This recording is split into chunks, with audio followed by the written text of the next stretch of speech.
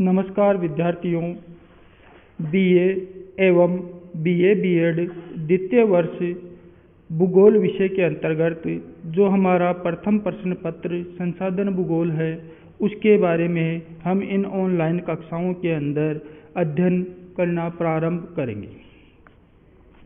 दोस्तों, संसाधन भूगोल का अध्ययन करने से पूर्व हमें एक शब्द है संसाधन, इसके बारे में जानकारी लेना या होना आवश्यक है।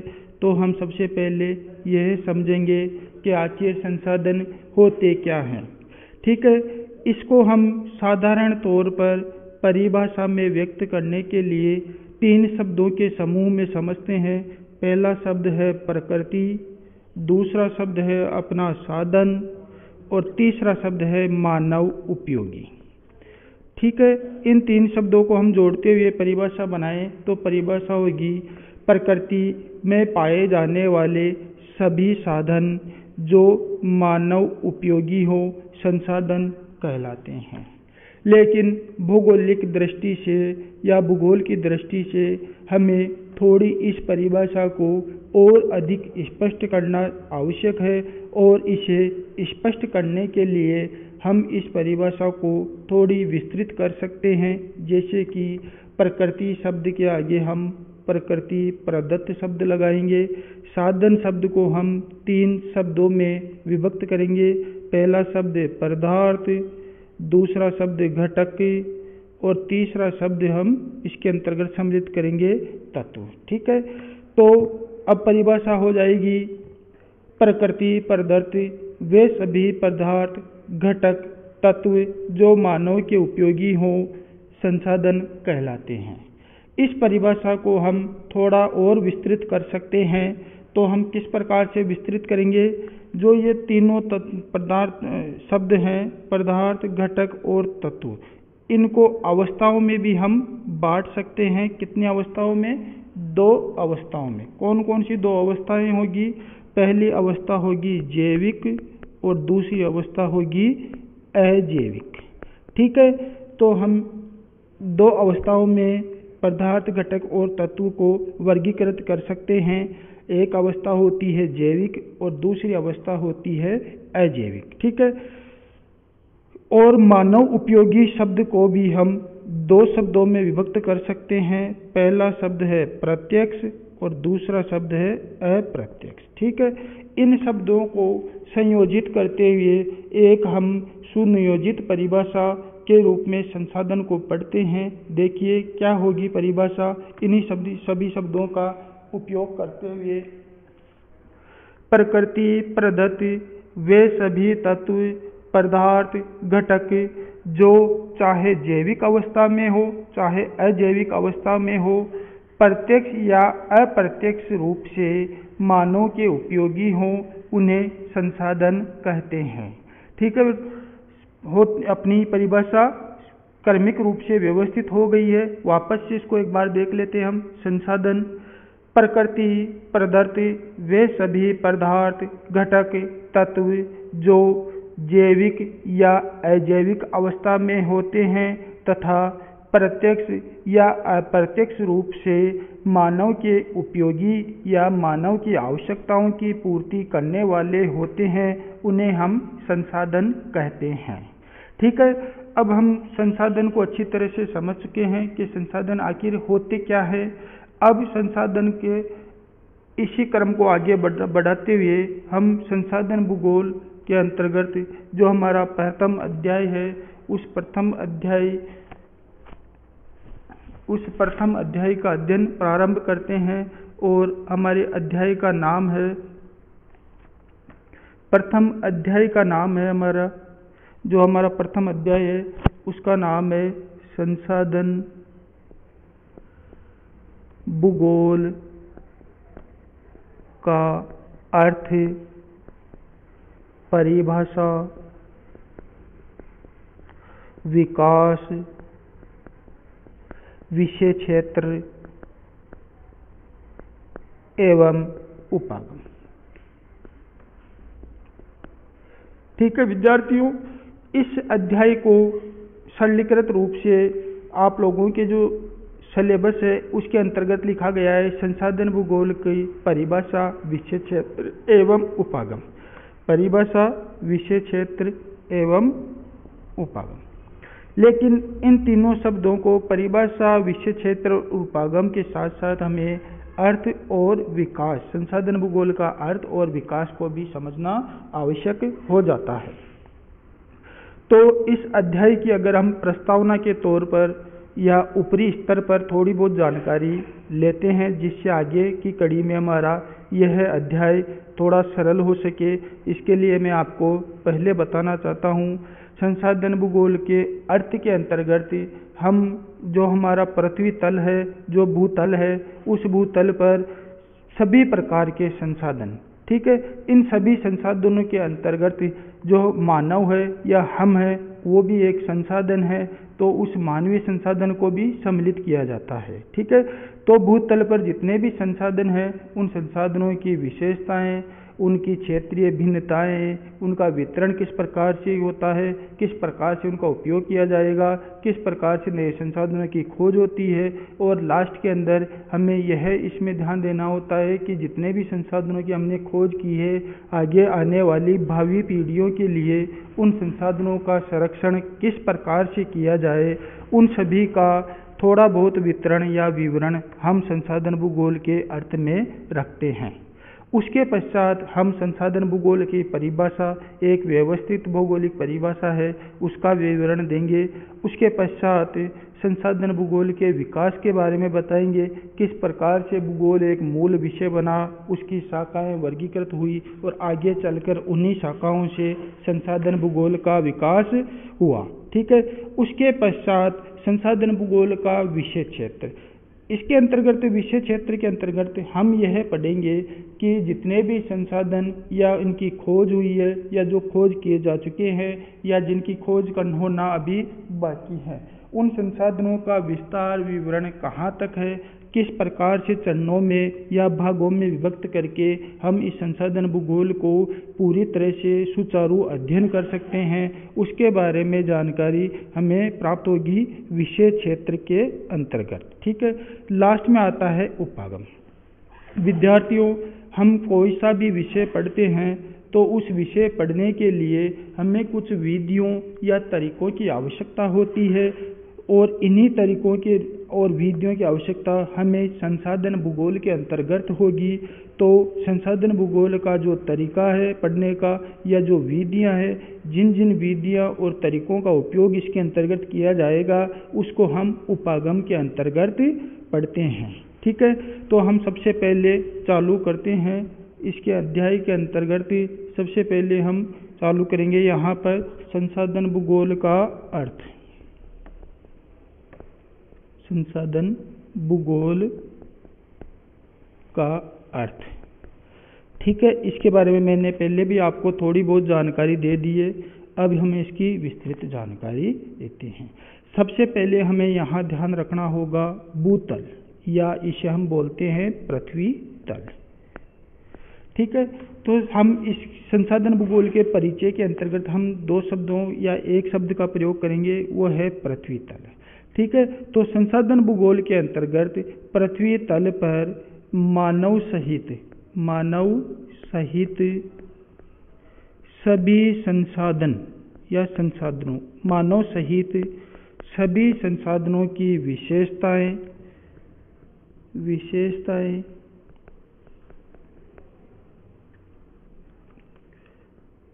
उनका वितरण, उपयोग या उपयोग प्रतिरूप, संसाधनों की खोज, दोहन और उनके संरक्षण का अध्ययन करना ही संसाधन भूगोल का अर्थ है। ठीक है, वापस से इसको हम एक क्रमिक रूप से जोड़कर देखते हैं। संसाधन भूगोल के अंतर्गत पृथ्वी तल पर मानव सहित सभी संसाधनों की विशेषताएं, वितरण, उपयोग, खोज, उन संसाधनों का दोहन एवं संसाधनों के संरक्षण से संबंधित अध्ययन किया जाता है। ठीक है, इस परिभाषा को वापस हम एक बार देख लेते हैं। संसाधन भूगोल का अर्थ, इसके अंतर्गत पृथ्वी तल या भूतल के अंतर्गत मानव सहित सभी संसाधनों की विशेषताएं, वितरण, उपयोग, उनकी खोज, उनके दोहन और उनके संरक्षण से संबंधित अध्ययन किया जाता है। ठीक है, अब हम आगे चलकर इसको आगे की कड़ी में बढ़ाते हुए यहाँ पर लिखेंगे संसाधन भूगोल की परिभाषा। ठीक है, किसी भी परिभाषा को पढ़ने से पूर्व उसे कुछ छोटे शब्दों में बांटना आवश्यक हो जाता है ताकि उसे आसानी से हम समझ सकें। तो इसे भी हम कुछ शब्दों में बांट देते हैं, जैसे कि ज्ञात, अज्ञात, प्राकृतिक, मानवीय। इन 4 शब्दों का प्रयोग करते हुए हम संसाधन भूगोल की परिभाषा लिखेंगे। ठीक है, संसाधन भूगोल पृथ्वी तल पर पाए जाने वाले ज्ञात, अज्ञात, प्राकृतिक तथा मानवीय संसाधनों की खोज, उनका उद्भव, उनका वितरण, उनकी भिन्नताएं, उनका उपयोग एवं उनके संरक्षण से संबंधित अध्ययन होता है। ठीक है, इस परिभाषा को हम किस प्रकार से क्रमिक रूप से व्यवस्थित करेंगे। पृथ्वी तल पर पाए जाने वाले समस्त प्रकार के ज्ञात, अज्ञात, प्राकृतिक, मानवीय संसाधनों की खोज, उनका उद्भव, उनका वितरण, भिन्नताएं, संसाधनों का उपयोग एवं संरक्षण से संबंधित अध्ययन संसाधन भूगोल कहलाता है। ठीक है, यह हमारी संसाधन भूगोल की परिभाषा हो गई है।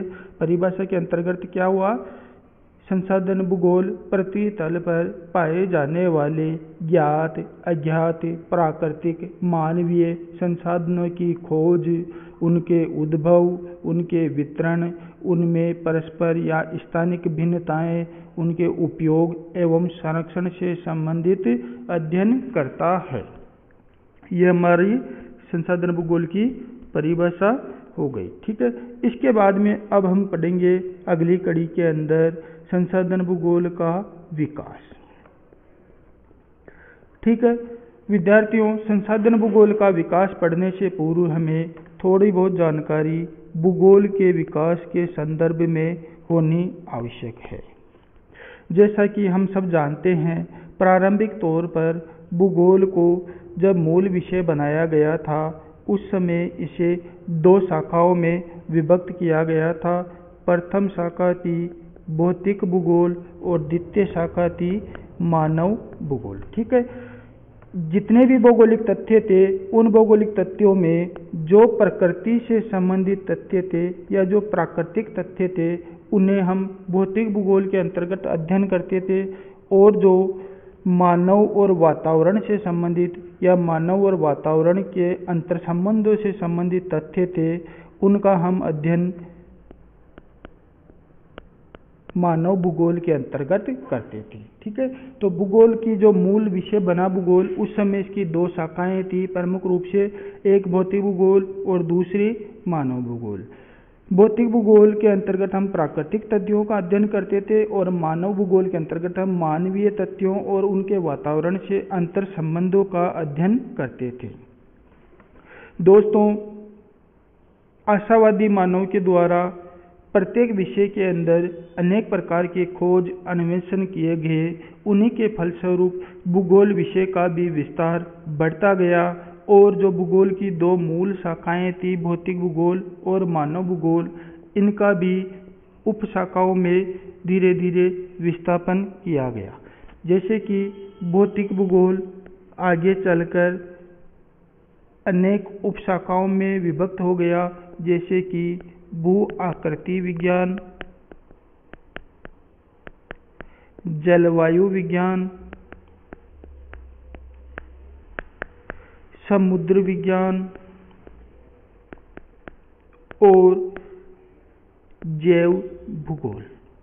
ठीक है, तो भौतिक भूगोल की जो मूल शाखा थी, उस शाखा से अनेक उपशाखाओं का विकास हुआ। जैसे जैसे भूगोल विषय का विस्तार हुआ, ये शाखाएं विस्तृत होती गई और इनको उपशाखाओं के रूप में इनका अध्ययन किया जाने लगा। जैसे कि भौतिक भूगोल की 4 शाखाएं हमारे सामने हैं। पहली शाखा भू आकृति विज्ञान, दूसरी शाखा जलवायु विज्ञान, तीसरी शाखा समुद्र विज्ञान और चौथी शाखा जैव भूगोल। इसी प्रकार से मानव भूगोल की हम बात करें तो मानव भूगोल का भी विस्तार हुआ और इसे भी अनेक उपशाखाओं में बांट दिया गया। जैसे कि आर्थिक भूगोल, अधिवास भूगोल, नगरीय भूगोल, राजनीतिक भूगोल, परिवहन भूगोल, औद्योगिक भूगोल, अनेक शाखाओं में विभक्त किया गया। ठीक है, तो इसकी एक शाखा थी आर्थिक भूगोल। मानव भूगोल की एक उपशाखा बनी जिसे हम आर्थिक भूगोल बोलते थे। आर्थिक भूगोल के अंतर्गत आप लोग जो आज पढ़ रहे हो संसाधन भूगोल, इसका अध्ययन किया जाने लगा। दोस्तों, आर्थिक भूगोल के अंतर्गत संसाधन भूगोल का अध्ययन 18वीं सदी के अंतिम चरण तक किया जाता था। ठीक है, संसाधन भूगोल का आर्थिक भूगोल के अंतर्गत अध्ययन कब तक किया जाता था? 18वीं शताब्दी के अंतिम चरण तक। ठीक है, 19वीं शताब्दी के पूर्वार्ध एक विद्वान हुए या आर्थिक वेता हुए, उनका नाम था जिम्मरमैन।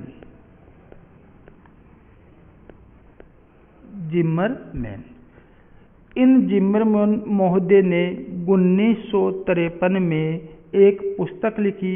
उस पुस्तक का नाम था विश्व के संसाधन और उद्योग। ठीक है, जिम्मरमैन के द्वारा 1953 में जो पुस्तक लिखी गई, पुस्तक का नाम था विश्व के संसाधन और उद्योग। ठीक है, इंग्लिश में अगर इसका हम नाम देखना चाहें तो इसे वर्ल्ड रिसोर्स एंड इंडस्ट्रीज नाम दिया गया। विद्यार्थियों, हम विकास के अंतर्गत जिम्मरमैन का अध्ययन कर रहे हैं। जिम्मरमैन ने 1953 में एक पुस्तक लिखी। पुस्तक का नाम है विश्व के संसाधन और उद्योग। ठीक है, भूगोल में जो संसाधन या पृथ्वी तल पर जो संसाधन पाए जाते हैं, उनके संबंध में ये पुस्तक एक अभूतपूर्व पुस्तक के रूप में प्रकट हुई। और इस पुस्तक में जिम्मरमैन ने प्रकृति के अंदर पाए जाने वाले अनेक संसाधनों के उपयोग से संबंधित, उनके वितरण से संबंधित, उनके किस प्रकार से उद्भव हुआ उसके बारे में, किस प्रकार से उनका दोहन किया जाए, इसके बारे में विस्तृत व्याख्या की। और संसाधन भूगोल का विषय क्षेत्र बढ़ता गया और अंत में यह विषय क्षेत्र धीरे धीरे बढ़कर भूगोल की एक नई शाखा के रूप में उभरा और उस शाखा को नाम दिया गया संसाधन भूगोल। ठीक है, तो हमने संसाधन भूगोल के विकास के बारे में अध्ययन किया। तो विकास में हमने क्या पढ़ा? भूगोल की मूल शाखा के रूप में मानव भूगोल के अंतर्गत आर्थिक भूगोल का अध्ययन किया जाता था और आर्थिक भूगोल की उपशाखा के रूप में संसाधन भूगोल का अध्ययन प्रारंभ किया गया।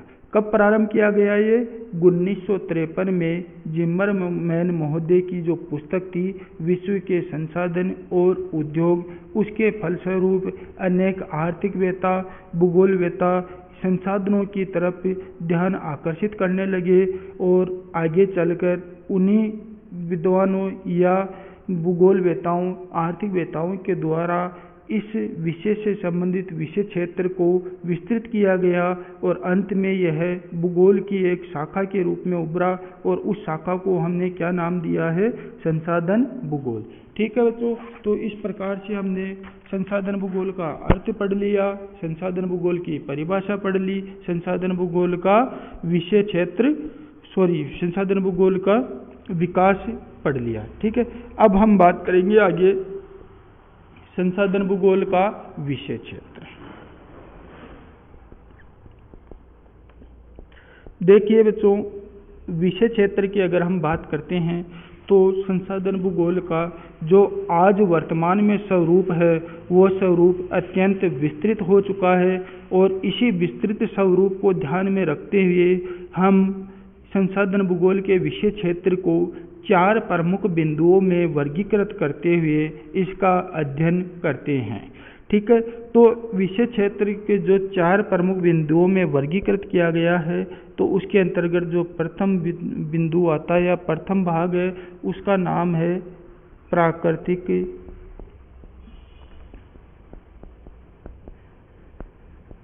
संसाधनों का उद्भव तथा वितरण। ठीक है बेटाओ, संसाधन भूगोल के विषय क्षेत्र को हमने 4 भागों में बांट दिया ताकि आगे हम इसका सरलीकृत रूप से अध्ययन कर सके। उसी का हम प्रथम भाग जो यहाँ पर हमने लिखा है प्राकृतिक संसाधनों का उद्भव तथा वितरण। इसी प्रकार से दूसरे भाग की बात करें तो दूसरे भाग के अंतर्गत विषय क्षेत्र को जिस भाग में बांटा गया है उसका नाम है मानव संसाधन व वातावरण से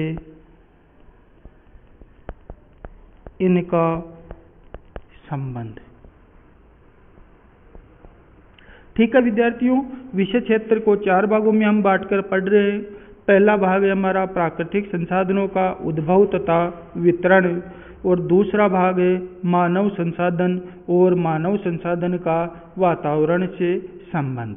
ठीक है, तीसरा जो भाग हम बांटते हैं या तीसरा जो विषय क्षेत्र को तीसरे भाग में बांटकर जो अध्ययन करते हैं उसके अंतर्गत हम लिखते हैं या जिस भाग को हम व्यक्त करेंगे संसाधन उपयोग का अध्ययन। तो विषय क्षेत्र को हमने यहाँ 3 बिंदुओं में बांट लिया है। पहला बिंदु या पहला जो भाग है उसका नाम है प्राकृतिक संसाधनों का उद्भव तथा वितरण। दूसरा भाग है मानव संसाधन और मानव संसाधन का वातावरण से संबंध। तीसरा जो अपना भाग है उसे हमने विभक्त किया है संसाधन उपयोग का अध्ययन, और चौथा भाग हम बांटते हैं। चौथे भाग को हम किस रूप में बांटते हैं? संसाधनों का प्रबंधन एवं नियोजन। लो दोस्तों, हम पढ़ रहे हैं संसाधन भूगोल का विषय क्षेत्र।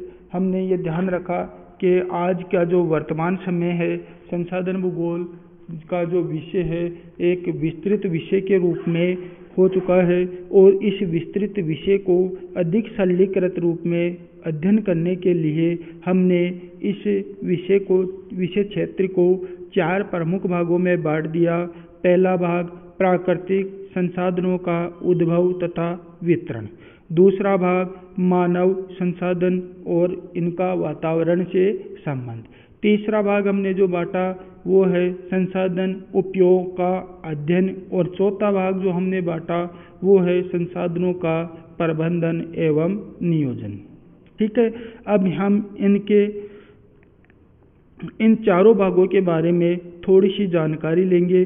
उससे पहले हम ये सारणी या तालिका देख लेते हैं जिससे आपको अच्छी तरह समझ में आ जाए। ठीक है, तो इस तालिका के अंतर्गत हमें स्पष्ट हो रहा है जो विषय क्षेत्र है वो 4 प्रमुख भागों में बांटा गया है।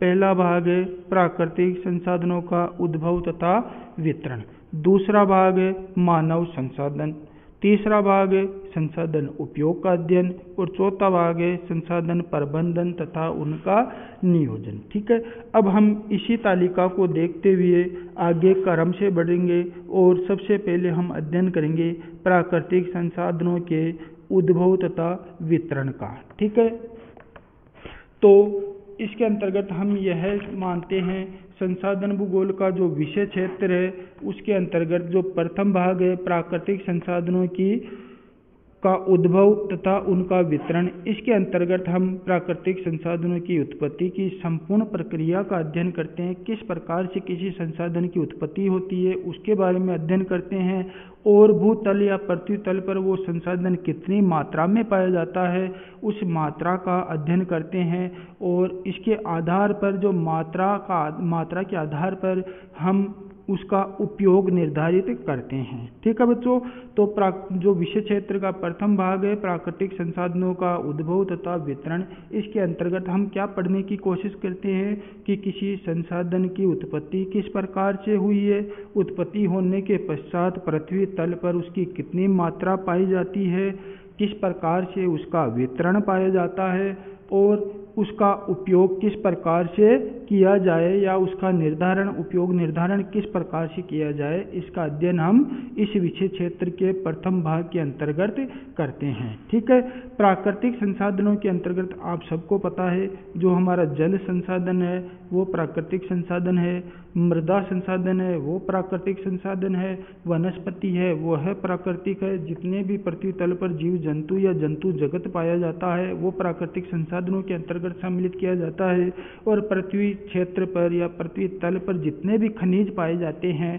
उन खनिजों का अध्ययन हम प्राकृतिक संसाधन के तौर पर करते हैं। ठीक है, तो सबसे पहला भाग प्राकृतिक संसाधनों का उद्भव तथा वितरण, इसको कड़ी को आगे जोड़ते हुए हम बोल सकते हैं कि जो प्राकृतिक संसाधन है जैसे कि जल संसाधन है, मृदा संसाधन है, वनस्पति संसाधन है, जीव जंतु जगत संसाधन है और खनिज संसाधन है, इनकी उत्पत्ति के बारे में हम अध्ययन करते हैं, उनकी मात्रा के बारे में हम अध्ययन करते हैं, कहाँ कहाँ इनका वितरण पाया जाता है उसका अध्ययन करते हैं, और किस प्रकार से आगे भविष्य में इनका उपयोग निर्धारित किया जा सके उसका अध्ययन हम विषय क्षेत्र के इस प्रथम भाग के अंतर्गत करते हैं।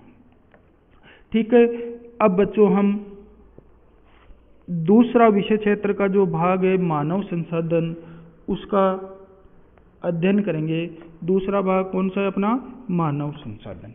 इसके अंतर्गत हम किसी क्षेत्र की जनसंख्या का किस प्रकार से उस जनसंख्या में वृद्धि होती है, वितरण किस प्रकार से पाया जाता है, जनसंख्या का घनत्व किस प्रकार से होता है, किस प्रकार से मानव अपनी छांट करता है, अपने क्षेत्रों का निर्धारण करता है, अपने आवास का निर्धारण करता है, उसका अध्ययन करते हैं। मानव किस प्रकार की संस्कृति में रहता है, उसकी धार्मिक रीतियाँ क्या होती है, उसके रीति रिवाज क्या होते हैं, उसका धर्म कैसा है, उसकी प्रतिमान कैसे है, नियम कैसा है, और उसका सामाजिक कबीला है वो किस प्रकार से अपनी धरोहर को समेटे हुए है, उन सभी का अध्ययन हम संस्कृति के अंतर्गत करते हैं। और मानव की जो व्यवसायिक क्रिया है, जीवन कौशल है, जिसके अनुसार वह अपना जीविकापार्जन या जीवन जीने योग्य बनाता है या जीवन जीता है, उन सभी का अध्ययन हम संसाधन भूगोल के दूसरे विषय क्षेत्र मानव संसाधन एवं वातावरण संबंध के अंतर्गत करते हैं। तो हमने विषय क्षेत्र को दो भागों में बांटकर इनका अध्ययन कर लिया। पहला भाग प्राकृतिक संसाधन, जितने भी प्राकृतिक संसाधन पृथ्वी तल पर पाए जाते हैं उनका उद्भव, वितरण, मात्रा और उनका उपयोग का निर्धारण इसके अंतर्गत किया गया। और जो विषय क्षेत्र का द्वितीय भाग है मानव संसाधन, उसके अंतर्गत हम जो मानव संसाधन पाए जाते हैं पृथ्वी तल पर उनमें जनसंख्या वृद्धि, उनका जनसंख्या वितरण, उनकी आवासीय भिन्नताएं, मानवीय छाट, उनकी संस्कृति, उनके धर्म, उनके रीति रिवाज, उनके नियम, उनके प्रतिमान, जीविकापार्जन कौशल आदि सभी का अध्ययन संसाधन भूगोल के अंतर्गत करते हैं। ठीक है बच्चों, इसके बाद में हम संसाधन भूगोल के विषय क्षेत्र को तीसरे भाग में बांट दें तो तीसरा भाग है संसाधन उपयोग। आप सभी को पता है पृथ्वी तल पर अनेक संसाधन पाए जाते हैं और हमने इनसे पहले जो दो भाग थे उनमें पढ़ भी लिया। प्राकृतिक संसाधन पाए जाते हैं और मानवीय संसाधन पाए जाते हैं। इन प्राकृतिक और मानवीय संसाधनों का उपयोग किस प्रकार से किया जाए या उनके उपयोग को किस प्रकार से निश्चित किया जाए कि इन आगे संसाधनों को किस प्रकार से व्यवस्थित करके उनका उपयोग किया जाए, इसका अध्ययन हम संसाधन उपयोग के अंतर्गत करते हैं। जैसे कि जल संसाधन है, इसका उपयोग किस प्रकार से किया जाए, भूमि संसाधन का उपयोग किस प्रकार से किया जाए, और एक बहुत अच्छा उदाहरण है सौर ऊर्जा। सौर ऊर्जा का उपयोग या सौर ऊर्जा जो संसाधन है उसका उपयोग हम किस किस क्षेत्र में कर सकते हैं, ये सभी किसके अंतर्गत आएंगे, संसाधन भूगोल की विषय क्षेत्र के अंतर्गत। ठीक है, तो 3 भाग हमने पढ़ लिया। पहला भाग प्राकृतिक संसाधनों की उत्पत्ति से संबंधित, दूसरा भाग मानवीय संसाधनों के वितरण से संबंधित, और तीसरा भाग हमारे विषय क्षेत्र का जो है संसाधन उपयोग। उसमें जितने भी ये प्राकृतिक और मानवीय संसाधन है इनका उपयोग किस प्रकार से या किस रूप में हमारे लिए या पृथ्वी तल या पृथ्वी विकास के लिए या पृथ्वी समन्वय के लिए किस प्रकार से इन संसाधनों का उपयोग हो सकता है, उसकी जानकारी हमें विषय क्षेत्र के इस तीसरे भाग से या तीसरे बिंदु से होती है। अब हम संसाधन भूगोल के विषय क्षेत्र के अंतर्गत इसका चौथा जो भाग है संसाधन प्रबंधन एवं नियोजन, इसकी बात करते हैं।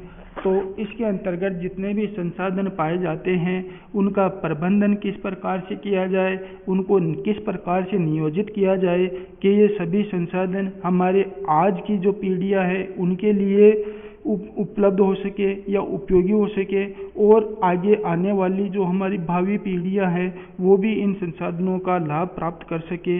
इसके लिए जो एक प्रबंधन और नियोजन की नीति बनाई जाती है उसे संसाधन भूगोल के विषय क्षेत्र के अंतर्गत चौथे भाग में विभक्त करके अध्ययन करते हैं।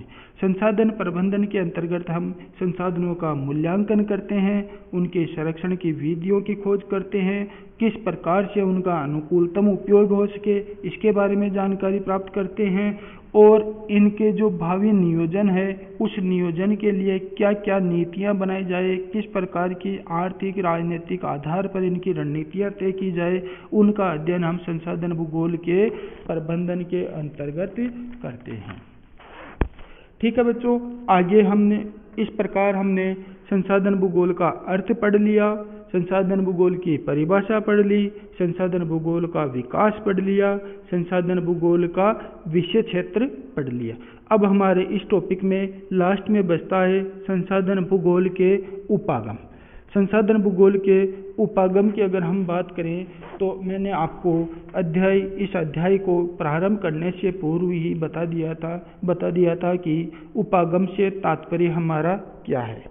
उपागम किसी भी विषय को पढ़ने के लिए जो विधि या तरीके होते हैं उन्हीं तरीकों या उन्हीं विधियों का समायोजन क्या कहलाता है, उपागम। ठीक है, तो किस तरीके से या किस विधि से हम संसाधन भूगोल का अध्ययन करेंगे उसे हम संसाधन भूगोल का उपागम कहेंगे। ठीक है, तो संसाधन भूगोल के अध्ययन के 2 उपागम है।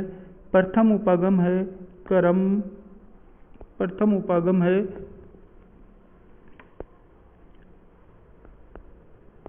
क्रमबद्ध उपागम, और जो दूसरा उपागम है उस दूसरे उपागम को हम बोलते हैं प्रादेशिक उपागम। ठीक है बच्चों, तो संसाधन भूगोल के जो अध्ययन की तरीका या विधि है उसे हम उपागम कहते हैं, और संसाधन भूगोल के अध्ययन के लिए 2 विधियों या 2 उपागमों का प्रयोग किया जाता है, जिसमें प्रथम उपागम है क्रमबद्ध उपागम और अपना द्वितीय उपागम है प्रादेशिक उपागम। अब बात करते हैं हम सबसे पहले क्रमबद्ध उपागम।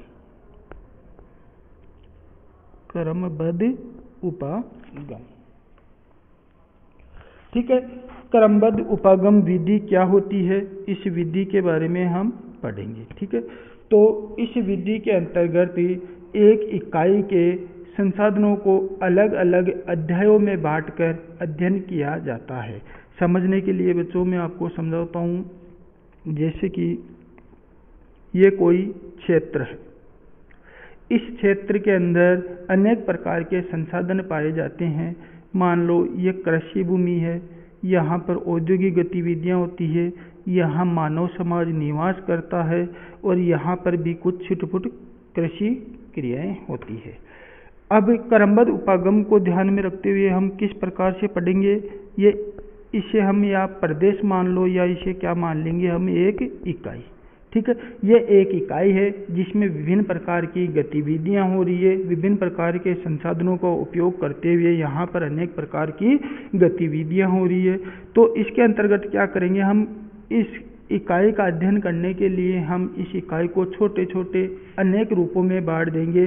जैसे कि ये कृषि है, कृषि क्षेत्र है, ये कृषि क्षेत्र है, ये कृषि क्षेत्र है, ये तीनों यहाँ पर हमारे कृषि क्षेत्र है। तो हम इसे कृषि संसाधन के अंतर्गत बांटने की कोशिश करेंगे। जैसे कि यहाँ पर हमने गेहूँ बो लिया, यहाँ पर हमने चावल बो लिया, ठीक है, यहाँ पर मक्का और यहाँ पर जौ, ठीक है।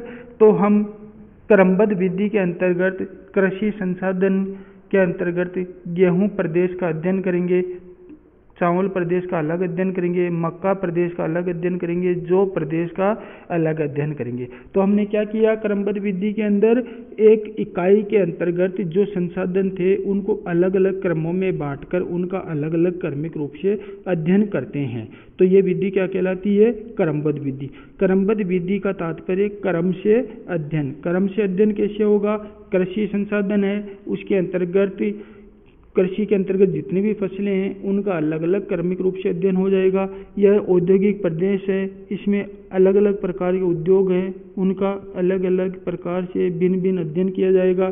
यह मानव है, मानव में अनेक प्रकार के धर्म है, जातियां हैं, उनके रीति रिवाज है, उनके आधार पर उनका वर्गीकरण करके क्रमिक रूप से अध्ययन क्या कहलाएगा, क्रमबद्ध उपागम। ठीक है। तो संसाधन भूगोल के जो उपागम की प्रथम विधि है क्रमबद्ध विधि, उसको आप लोगों ने समझ लिया।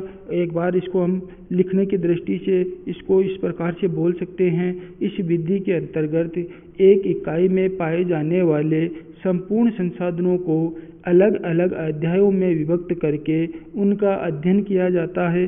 जैसे कृषि संसाधनों का अध्ययन, और कृषि संसाधनों के अंतर्गत गेहूं का अध्ययन, चावल का अध्ययन, मक्का का अध्ययन, जौ का अध्ययन। जैसे मानव संसाधनों का अध्ययन, मानव के अंतर्गत उनके धर्म के अध्ययन, उनकी जातियों का अध्ययन, उनके नियमों का अध्ययन, उनके प्रतिमानों का अध्ययन, उनके रीति रिवाजों का अध्ययन। इसी प्रकार से औद्योगिक प्रदेश के अंतर्गत लोहा उद्योग, तांबा उद्योग, जस्ता उद्योग, पेट्रोलियम उद्योग, इन सभी उद्योगों को अलग अलग अध्यायों में बांटकर अध्ययन करना ही क्रमबद्ध उपागम का मूल उद्देश्य है। ठीक है। इसी प्रकार संसाधन भूगोल का जो दूसरा उपागम है, उस उपागम को हम बोलते हैं प्रादेशिक उपागम। अब प्रादेशिक उपागम क्या होता है, तो प्रादेशिक उपागम के अंतर्गत कोई बड़ा क्षेत्र है, इस क्षेत्र को हमने अलग अलग प्रदेशों में बांट देते हैं और इसे अलग अलग प्रदेश या इकाइयों में बांटकर उसका अध्ययन करना क्या कहलाता है, प्रादेशिक उपागम।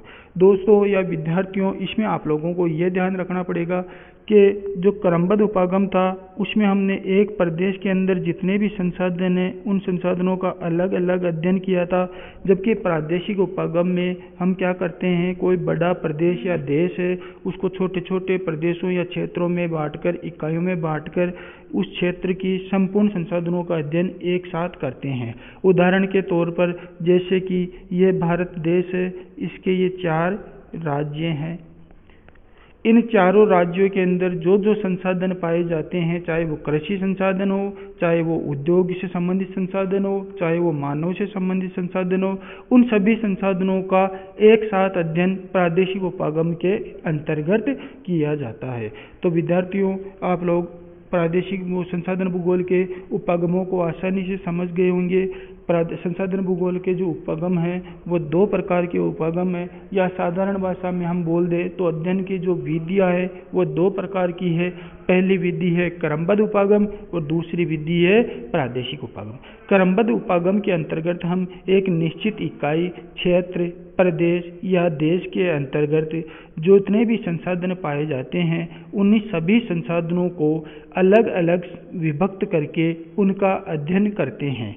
जबकि प्रादेशिक उपागम के अंतर्गत हम किसी एक बड़ी इकाई, देश या प्रदेश को छोटे छोटे इकाइयों में या छोटे छोटे प्रदेशों में या छोटे छोटे जिला खंडों में विभक्त करके उनके अंतर्गत पाए जाने वाले सभी संसाधनों का सम्मिलित रूप से अध्ययन करते हैं। इस प्रकार से ये संसाधन भूगोल की दोनों उपागम विधियाँ हमारी कंप्लीट हो गई है। और इसी के साथ हमारा जो ये प्रथम अध्याय है ये पूर्ण हो गया है।